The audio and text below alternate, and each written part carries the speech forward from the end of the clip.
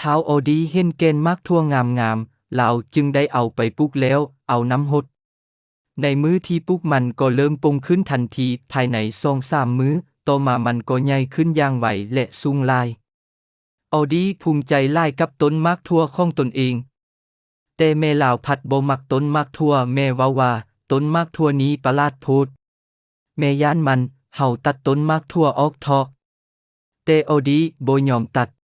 ต่อมายอดของเครือมากทั่วได้สูงขึ้นไปฮอดก้อนเมฆ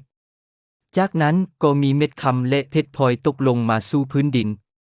โอดีตื่นเต้นจึงอยากเอาไปให้แม่เบิงแต่แม่ยิงย้านและเว้าว่าต้นมากทั่วนี้ประหลาดโพดแม่จะตัดมันเดี๋ยวนี้โอดีฮ้องขอนำแม่ให้ลูกรักษามันไว้อีกมื้อหนึ่งตื่มแล้วแม่จึงตัดมันโอดีอยากเห็นว่ามีหยังอยู่ในก้อนเมฆลาวถ้าให้แม่ลาวย่างเข้าไปในเฮือนแล้วลาวจึงปีนขึ้นต้นมากทั่วเวลาผ่านไประยะหนึ่งแม่ของลาวออกมาซอกหาโอดีและเห็นว่าลาวอยู่เทิงสูงใกล้กับก้อนเมฆแม่ฮ้องขึ้นหยุดลงมา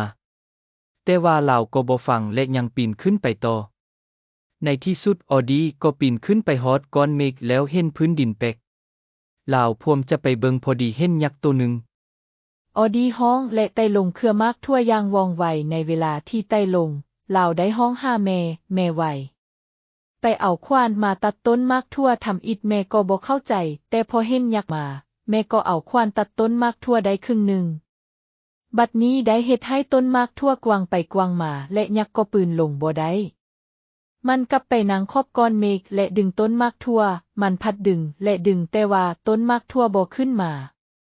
สุดท้ายเมื่อออดีลงมาได้แม่ก็ตัดอีกครึ่งส่วนที่เหลือยักษ์ก็ง่ายตกลงมาจากก้อนเมฆ